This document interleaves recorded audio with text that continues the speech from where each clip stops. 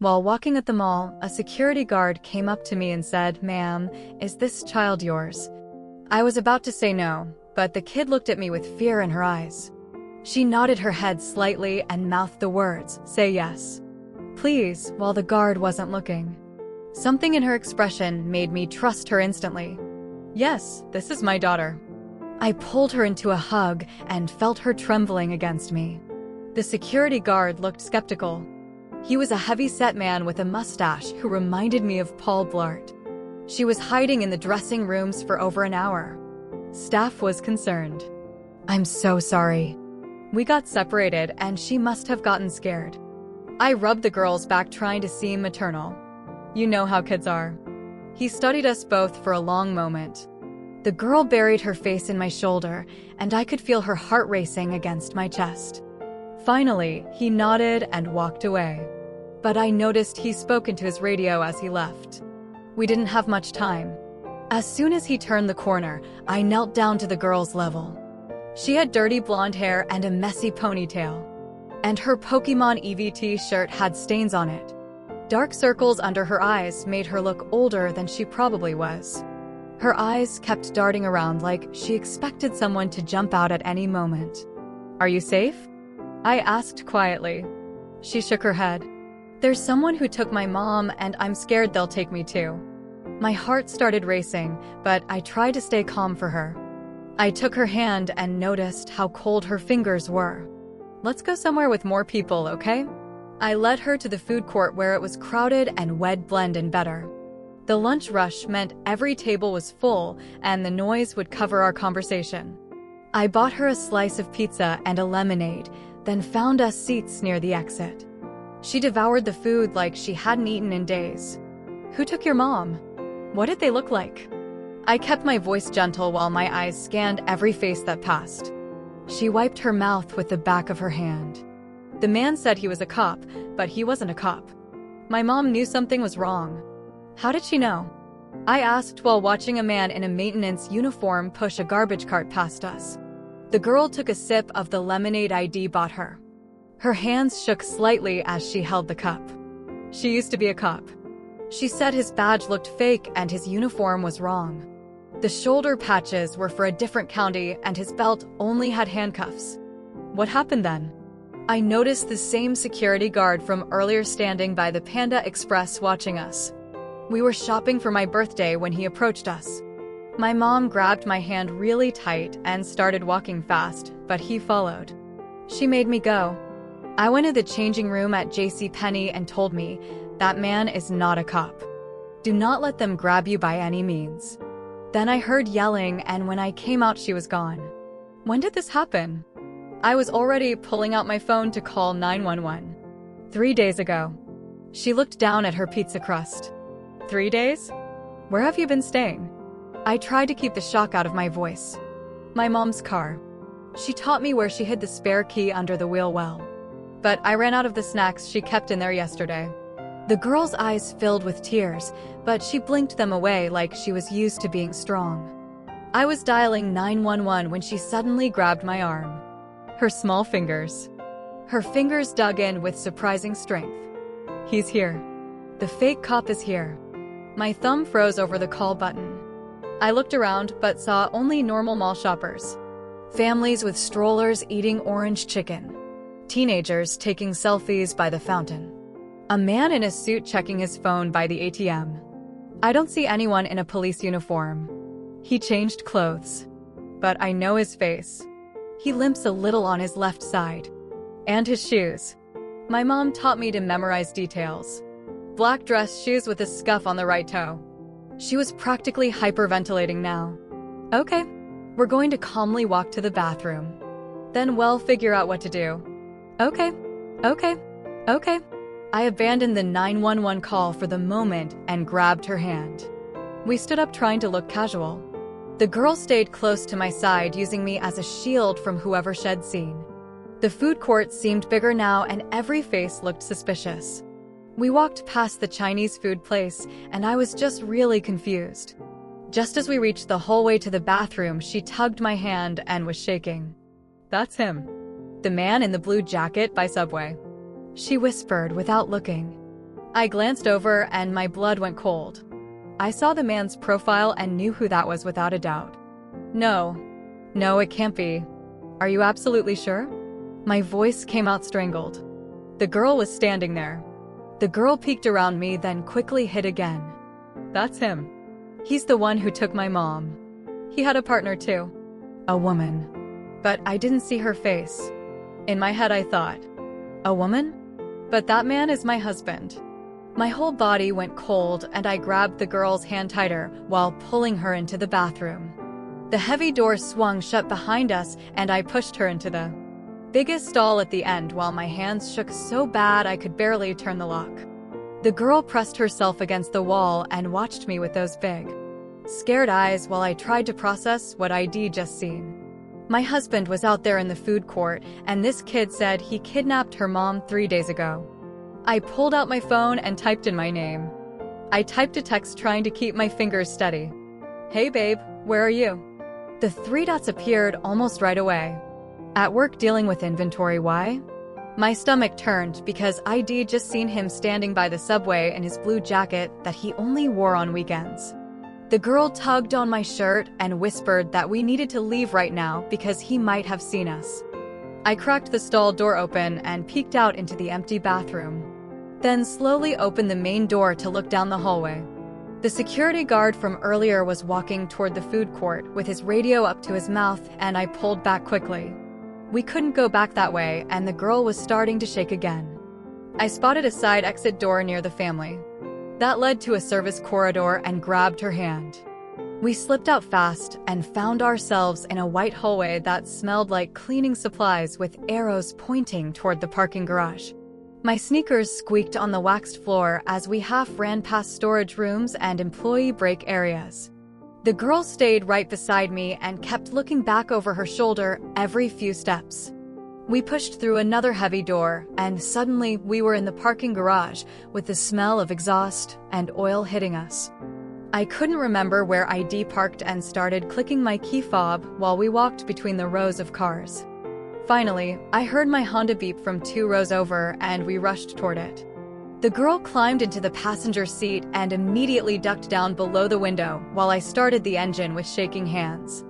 I sat there for a second trying to decide if I should call 911 right now or drive somewhere safe first.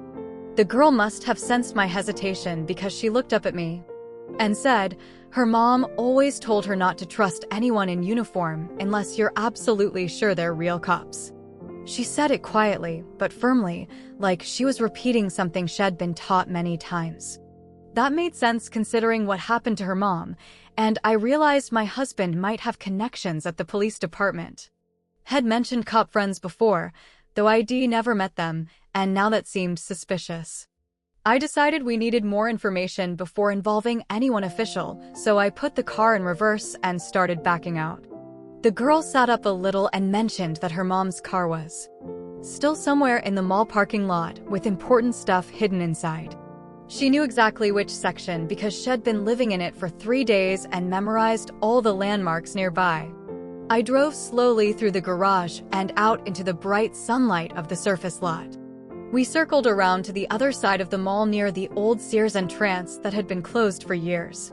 The girl pointed to a faded gray Honda Civic with a cracked windshield parked under a broken light pole. She directed me to the park a few spaces away so we wouldn't be obvious, then showed me exactly where her mom hid the spare key. It was magnetic and stuck up inside the rear wheel, well covered in road grime and rust. The girl knew right where to reach and pulled it out like she'd done it before. Inside, the car smelled stale, and there were empty granola bar wrappers and juice boxes scattered on the back seat. The girl went straight to the glove compartment and pulled out a manila folder that was wedged behind the owner's manual. Inside was her mom's old police badge from when she worked for the county sheriff's department 5 years ago. There were also some photocopied case files about missing persons and fraud investigations, plus a gas station receipt with a partial license plate number scratched on it in pen. The girl explained that her mom had been investigating something on her own time before this happened.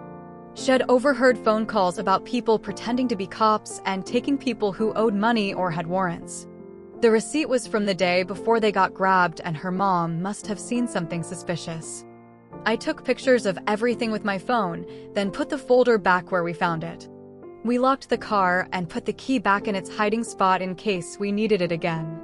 Back in my car, I finally accepted that we needed real police help despite the risks of my husband having connections. I dialed 911, and when the operator answered, I tried to keep my voice calm while explaining that I had a child whose mother had been kidnapped 3 days ago. I dialed 911, and when the operator answered, I tried to keep my voice calm while explaining that I had a child whose mother had been kidnapped 3 days ago. The operator asked a bunch of questions about where we were and if we were safe right now. She told us to come straight to the main precinct downtown and said she'd notify the desk sergeant we were coming. The drive took 20 minutes, and the girl stayed quiet the whole time, just staring out the window. The police station was an old brick building with narrow windows and metal detectors at the entrance. Inside smelled like coffee and floor wax, and there were people sitting on benches looking tired and frustrated.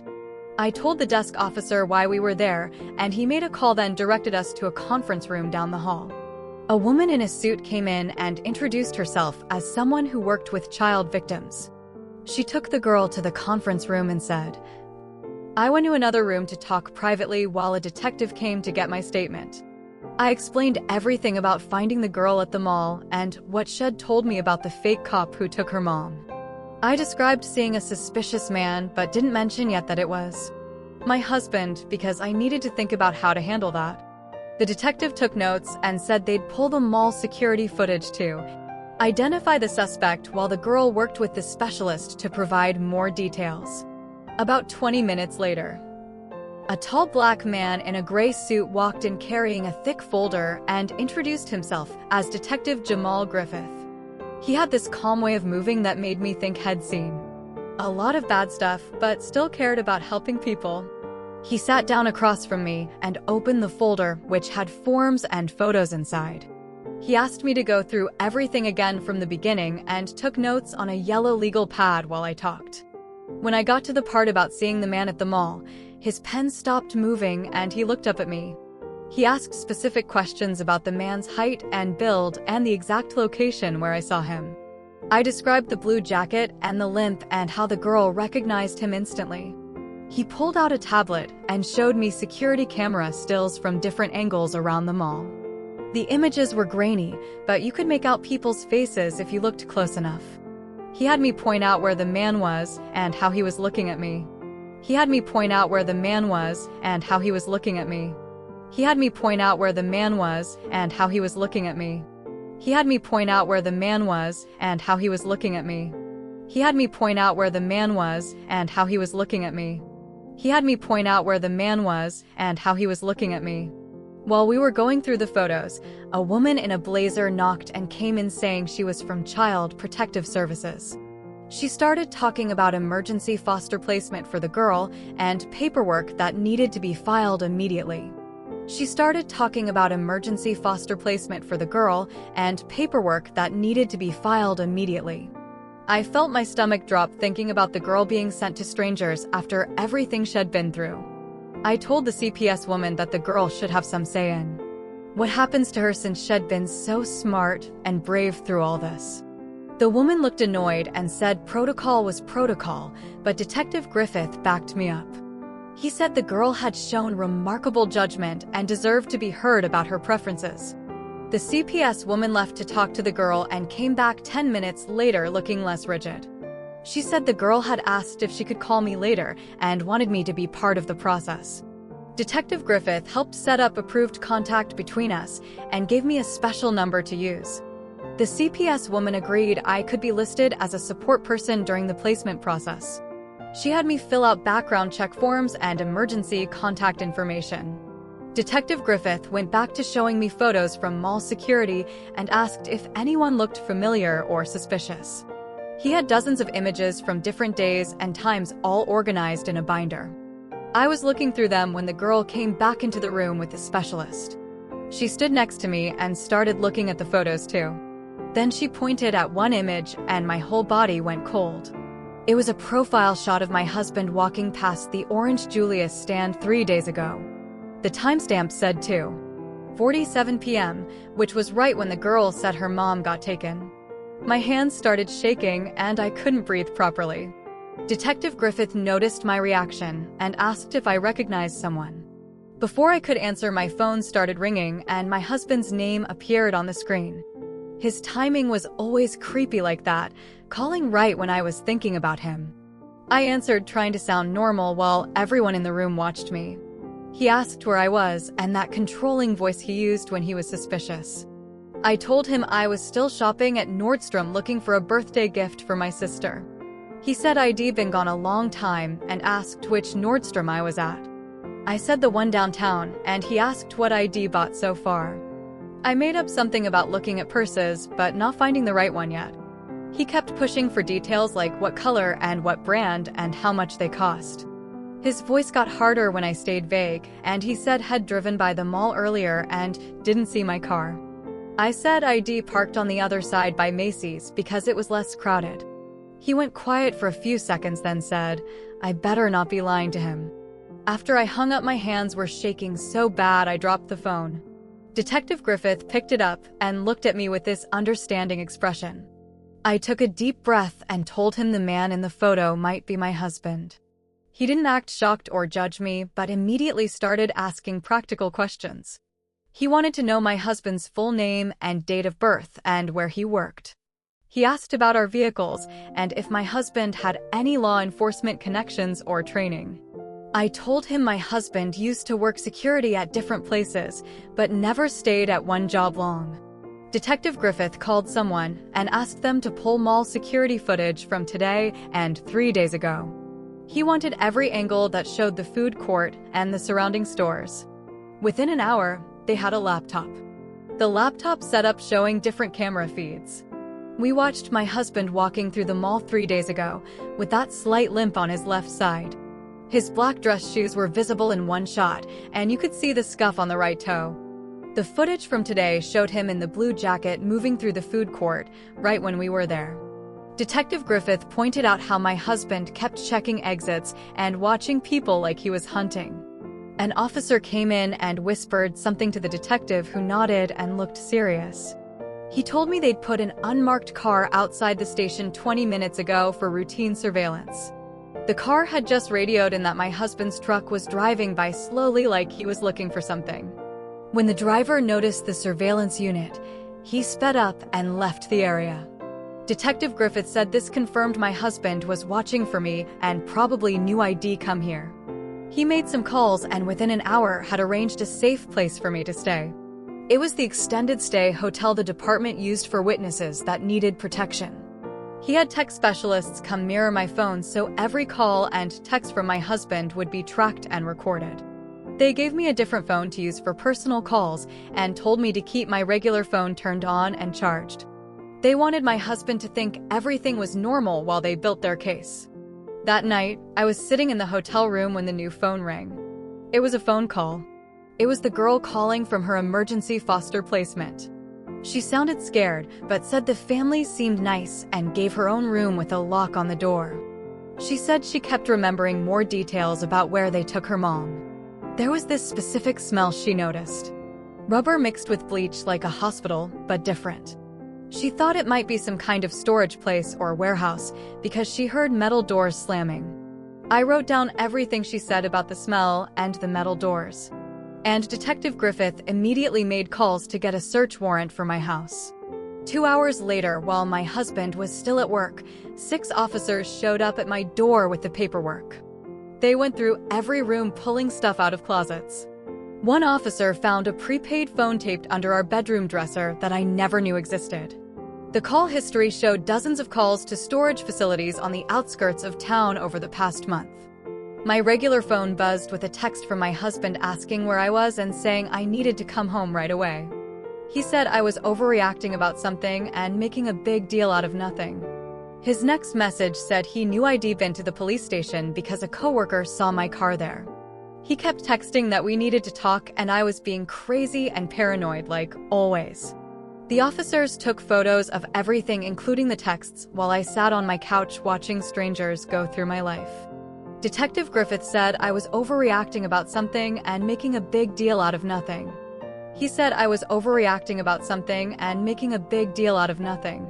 Detective Griffith arrived and asked me about our finances while the search continued. I told him about the money problems we'd been having since my husband lost his previous job 6 months ago. I mentioned finding a shoebox full of cash in our garage last week that he said was from selling tools. The detective wrote everything down and said desperate people do desperate things for money. He asked if my husband had any connections to law enforcement or security work. I remembered Head worked as a temp at different security companies over the years, but never stayed anywhere long. The foster family called that afternoon to say the girl was doing okay, but having bad dreams about her mom. They said she woke up screaming twice. Detective Griffith helped arrange for me to visit her the next day and bring some things from her mom's car. I drove back to the mall parking lot and found the Honda still there with a police seal on it. An officer met me there and let me take a stuffed bear and a blanket from the back seat. The next morning, I went to the foster home, which was a small house with a swing set in the yard. The girl ran to me when I walked in and hugged me tight for a long time. I gave her the bear and blanket, and she held them against her face, breathing in the smell. We sat on the couch, and she started talking about the day her mom was taken.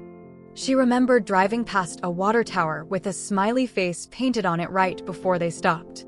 She said the fake cop's car was already there waiting when they pulled into what looked like an old warehouse area. This detail helped the police narrow down which storage facilities to check, since there was only one water tower like that in town. Detective Griffith called me that night to say they'd searched 3 storage sites near that water tower. At one location, they found zip ties and rope along with a receipt that had fallen behind some boxes. The receipt had a woman's name on it that I didn't recognize at all. The name was Sophia something, and the receipt was for cleaning supplies from 2 weeks ago. Traffic camera footage showed my husband's truck at those same storage units 2 nights before the kidnapping happened. The timeline was getting clearer, and the evidence was piling up against him. I went back to the mother's car the next day with permission to look for anything else helpful. Under the driver's seat, I found a notebook with dates and locations written in neat handwriting.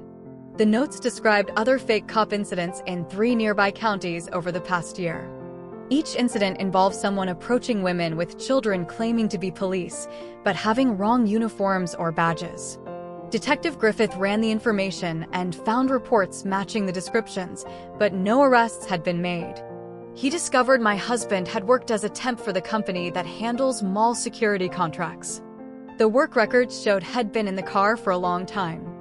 He'd been assigned to our mall twice, which explained how he knew the blind spots. He would have learned where all the cameras were and which areas security rarely checked.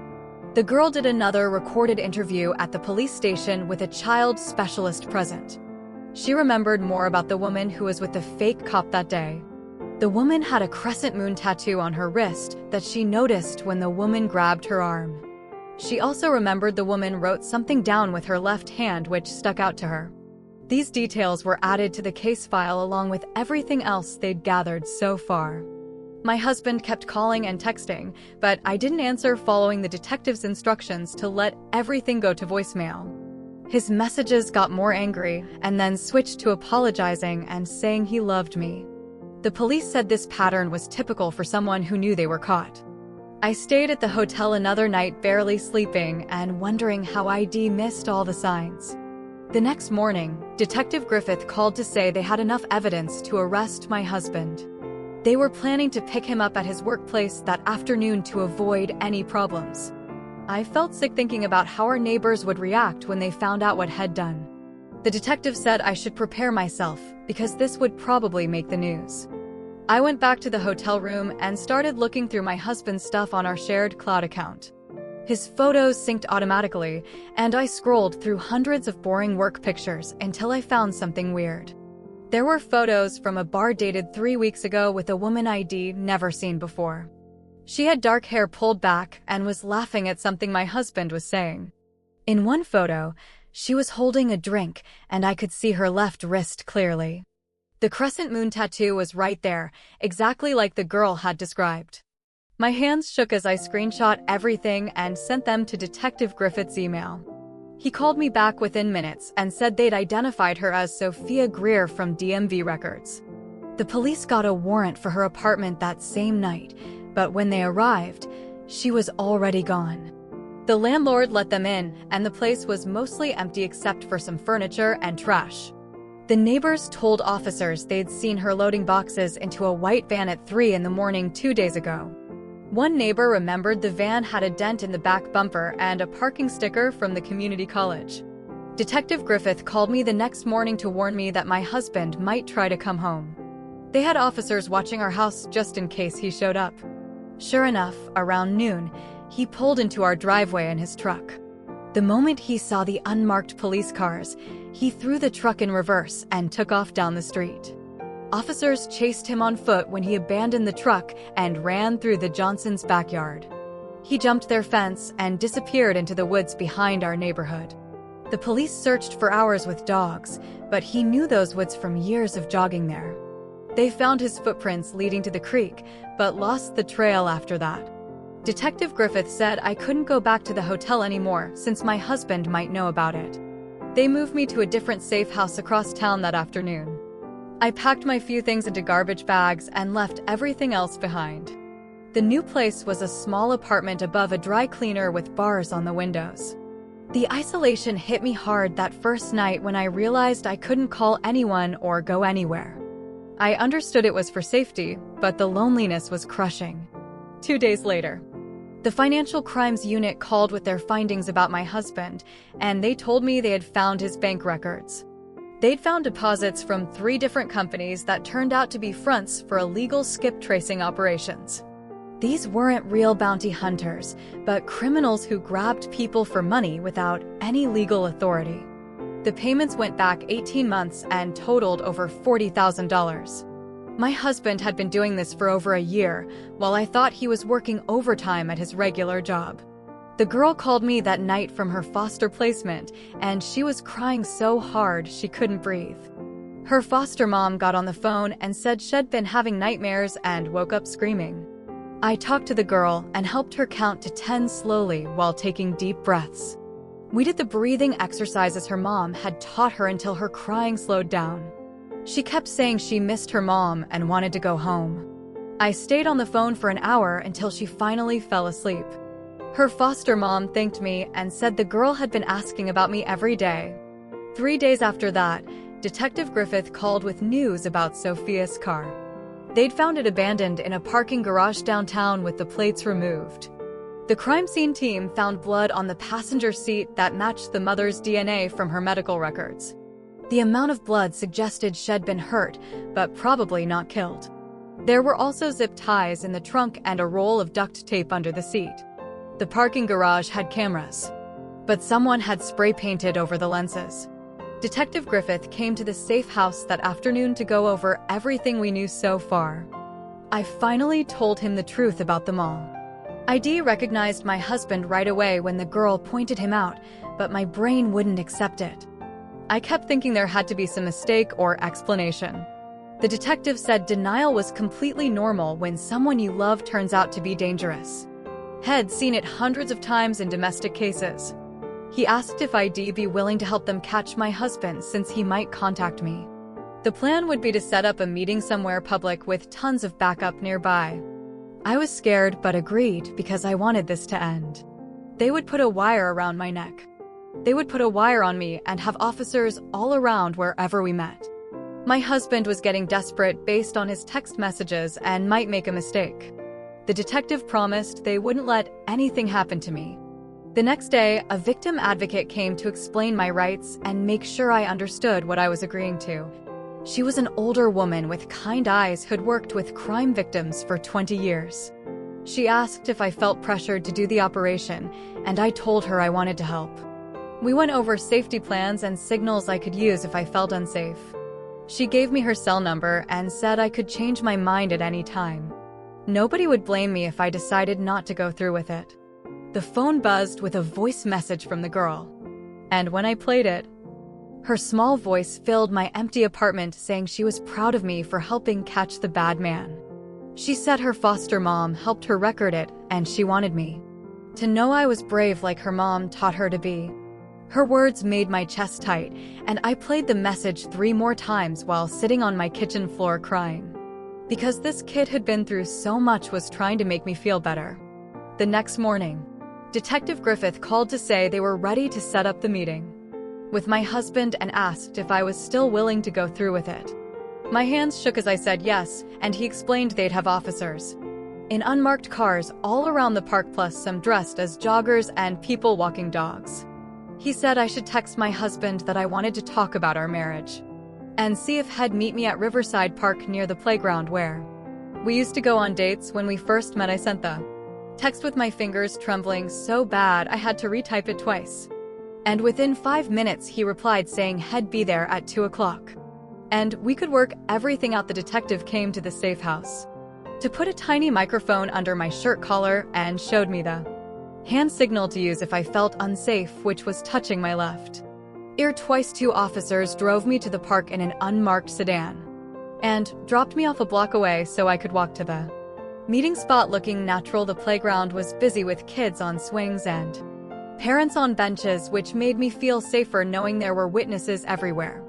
Plus all the undercover cops scattered around. I sat on the bench where would carved our initials 5 years ago and tried to breathe normally while watching a woman push her toddler on the swing set. My husband showed up 10 minutes late, walking with a worse limp than before, and his clothes looked wrinkled like he'd been sleeping in his car. He sat down, leaving space between us, and immediately started talking about how Sophia had forced him into everything by threatening to hurt me if he didn't help her grab people for money. His story kept changing as he talked, first saying he just drove the car, then admitting he helped restrain people but claiming he never hurt anyone badly. I asked about the girl's mother and he looked around nervously before leaning closer and whispering that she was still alive, but only he knew where. He said had been keeping her fed and giving her water, but she needed medical help soon and had only tell the location if they promised him a reduced sentence. The detective's voice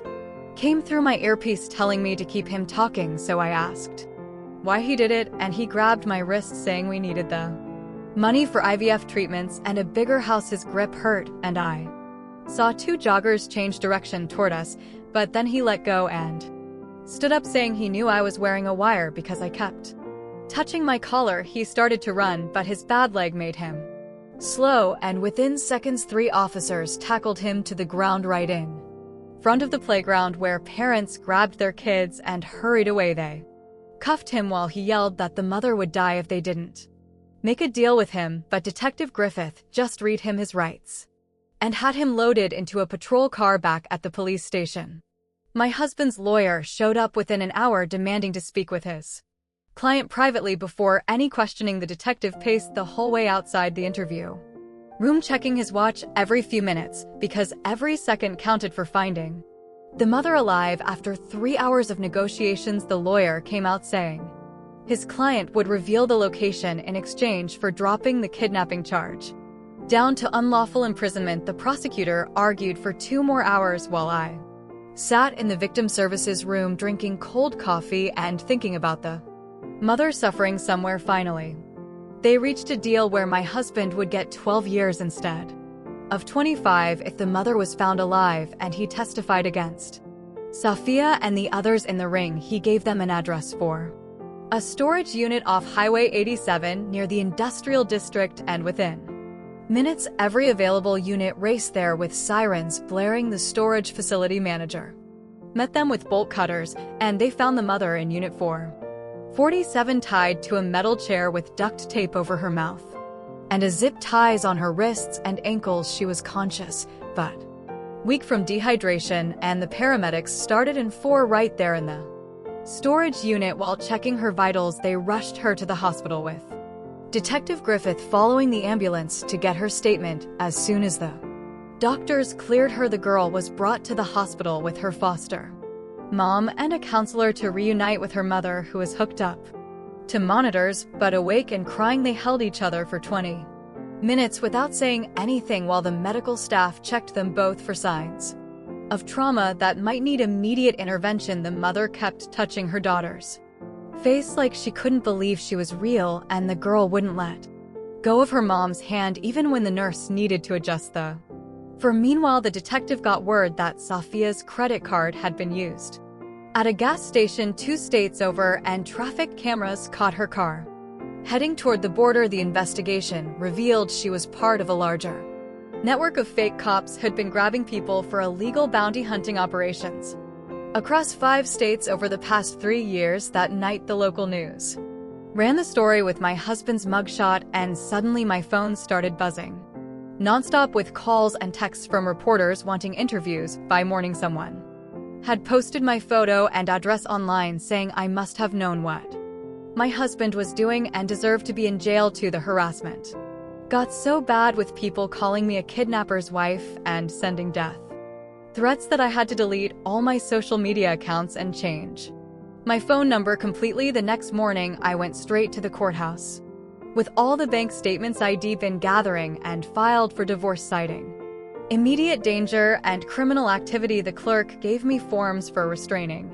order too, and I filled them out right there in the lobby with my hands still shaking from everything. Within 2 hours, a judge signed the emergency order preventing my husband from coming within 500 feet of me or contacting me in any way. The court also froze our joint bank accounts pending investigation into the illegal money, which meant I couldn't access our savings, but at least he couldn't either. 3 days later, my husband's lawyer called the prosecutor's office saying his client wanted to make a deal and would give up everyone involved in exchange for reduced charges. The prosecutor told me they met for 6 hours, going back and forth on terms, while my husband sat there in his orange jumpsuit looking smaller than I'd ever seen him. He agreed to testify against Sophia and 12 other people in the fake cop ring if they'd reduce his sentence from 25 years down to 15 with possibility of parole in 10. The deal made me sick, but Detective Griffith explained it was the only way to take down the whole operation and save other victims. Meanwhile, the mother was dealing with her own problems as the police department opened an internal investigation into her old cases, since she'd been a cop before. She had to sit through hours of questioning about whether she'd ever seen signs of this criminal ring during her time on the force. The investigators went through every arrest she'd made and every report she'd filed looking for connections, but she cooperated completely and answered everything. All she wanted was to focus on getting better and being there for her daughter, who needed her more than ever. After everything they'd been through, social services finally approved the girl to go back home with her mom, but only under strict supervision with weekly check-ins and mandatory therapy sessions. They moved into a smaller apartment near the hospital where the mother could continue her physical therapy for the injuries from being tied up so long. The girl helped her mom with exercises every morning before school, and they started going to family counseling twice a week to work through the trauma together. The counselor taught them breathing exercises and grounding techniques for when the memories got too strong, which happened a lot at first. 5 weeks after everything started, the police got a tip that Safia was at a Greyhound station trying to buy a ticket to Mexico under a fake name. Security cameras showed her wearing a wig and sunglasses, but the crescent tattoo on her wrist gave her away when she handed over cash for the ticket. Police surrounded the bus just as she was boarding and found 3 fake IDs in her purse along with $8,000 in cash wrapped in rubber bands. She fought them and tried to run, but they tackled her right there on the platform, while other passengers recorded everything on their phones. The preliminary hearing started 2 months later, and I had to testify about everything I saw and knew, which meant facing my husband in court for the first time since his arrest. I wore my most professional outfit and kept my voice steady even when his lawyer tried to make me look like I was lying about not knowing anything. My husband sat at the defense table in a suit that didn't fit right anymore since he'd lost weight in jail and kept trying to catch my eye. I told the court about finding the money in our garage and seeing him at the mall with the money. I told the court about finding the girl and how he'd lied about being at work that day. The prosecutors showed security footage and phone records that backed up everything I said while my husband just stared at his hands on the table. After my testimony, I was walking to the parking garage when my husband's mother grabbed my arm and begged me to visit him in jail. I pulled away and kept walking. But then my husband himself called out from where guards were leading him back to holding after the hearing. He said he was sorry and that he never meant for any of this to happen, but his apology was all about how hard this was for him. He talked about his debts and his fear and how Sophia had manipulated him, but never once mentioned the mother tied up in the car, or the little girl hiding alone in a car for 3 days. I turned my back on him and walked away while he kept yelling that he loved me until the guards dragged him through the doors. Sophia's preliminary hearing was the next week, and her lawyer was much more aggressive than my husband's had been about attacking the evidence. He argued that the storage unit receipt could have been planted, and that the witness identifications were unreliable since the girl was traumatized and I was biased. The judge threw out 2 of the lesser charges for lack of direct evidence, but kept the kidnapping and conspiracy charges that could still get her 20 years.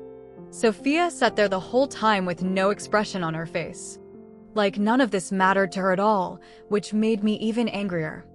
After all the court stuff, I finally started seeing a therapist because I couldn't sleep and kept having panic attacks whenever I saw men who looked like my husband.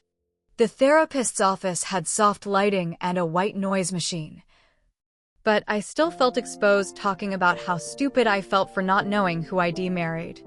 Some nights I'd wake up at 3 in the morning convinced I heard him trying to get in even though I knew he was locked up. The therapist taught me to journal when I couldn't sleep, and slowly the nightmares started happening less often, though they never went away completely. The girl went back to the school a month after reuniting with her mom, but it was really hard for her to adjust to normal kid stuff again. Loud noises made her panic, and she couldn't handle being in crowded hallways between classes, so they gave her permission to leave 5 minutes early. Her teacher told me she was using the coping skills from therapy like counting to 10 and focusing on her breathing when things got overwhelming. She even started making friends with a quiet girl who sat with her at lunch and didn't ask questions about why she sometimes had to leave suddenly. Detective Griffith called me one afternoon while I was packing boxes in my bedroom and told me the girl's mother needed work. He knew someone at a security company downtown who was hiring for desk work and wondered if I could drive her to the inn. I asked her if she wanted to be interviewed since she still didn't have a car. I picked her up the next morning and she wore the only nice outfit she had left, a black blazer that hung loose on her frame after everything she'd been through. The security company was in a plain office building near the courthouse, and the manager seemed nice enough when he shook her hand. She got the job that same day, starting part-time at minimum wage, but it was something. 2 weeks later, the divorce papers finally came through, and I signed them at my kitchen table without crying. The apartment I found across town was half the size of our old house, but the rent was cheap and the neighbors kept to themselves. I packed our wedding photos into a cardboard box and shoved it in the back of the closet. The china we got as wedding gifts went to Goodwill along with the matching towels and the stupid throw pillows he picked out. Moving day came and I loaded everything into a rental truck by myself because I didn't want anyone's pity or help. The new place smelled like fresh paint and had water stains on the ceiling, but it was mine alone. 3 months after everything happened, an envelope showed up at my new address with the girl's handwriting on it. Inside was an invitation to her birthday party, the one they'd been shopping for when everything went wrong. The party was at a park near their new apartment and only 5 kids showed up, but everyone seemed genuinely happy. The girl wore a dress and a t-shirt. She had a new Pokemon shirt and her mom had made a homemade cake that leaned to one side. They sang happy birthday and the girl blew out her candles in one breath like she'd been practicing. When she hugged me goodbye, she whispered thank you, and I had to blink hard to keep from crying in front of everyone. A week later, another envelope arrived. This one from the state prison where my husband was being held. His handwriting looked shaky, and the letter went on for 3 pages about his gambling debts and how scared he'd been of the people he owed money to. He wrote about how Sophia had promised him quick cash and how he'd convinced himself nobody would really get hurt. I read it once standing by my mailbox, then walked straight to the dumpster and threw it away without responding. The trial dates kept getting pushed back, but finally 6 months after that day at the mall, the sentences came down. Sophia got 8 years with possibility of parole in 5, and my husband got his plea deal time of 15 years. The girl and her mom had moved into their own apartment by then, with help from victim services and some nonprofit that helped crime survivors. The mom was working full-time hours at the security company and had even gotten a small raise after her boss saw how reliable she was. I was working 2 jobs myself, cashier at Target during the day, and stocking shelves at a grocery store 3 nights a week. My back hurt constantly, and I fell asleep standing up sometimes, but the bills were getting paid without his income. The girl texted me pictures sometimes of her school projects or her cat they'd gotten from the shelter. She was doing better in the school, and her grades were mostly BS now that she could focus without being scared all the time. Detective Griffith stopped by the Target where I worked one day to check how I was doing and mentioned they'd arrested 2 more people from the fake cop ring. Most of them were in custody now, though he admitted a couple were probably in Mexico or somewhere they couldn't reach. He gave me his card again and said to call if I ever felt unsafe, but nothing weird had happened since the trials ended. 8 months after everything had ended, I was in a coma. I met someone at my second job who made me laugh for the first time in forever. He knew my whole story because everyone at work had gossiped about it. But he didn't treat me like I was broken or dangerous. We went for coffee after our shift one night, and he listened without judging when I told him the parts the gossip had gotten wrong. He had his own messy divorce story and understood why I flinched when someone came up behind me too fast. We took things slow, and he never pushed when I said I needed space to process everything. The girl's mom called me one day to say she'd been promoted to full-time supervisor at the security company with benefits and everything. Her voice sounded stronger than it had in months, and she invited me over to see their apartment now that they'd had time to really settle in. The girl had her own room with Pokemon posters and a desk where she did her homework every night without being asked. She showed me the certificate she'd won for a school writing contest, where she wrote about what real bravery means. The essay was about her mom teaching her to memorize details and stay smart when you're scared, and how sometimes being brave means asking a stranger for help in a mall bathroom. We all had scars that would probably never completely go away, but we were building something new from what was left. Thanks for letting me wonder right alongside you. Definitely been something sharing these moments. Until next time. Like the video, it helps more than you think.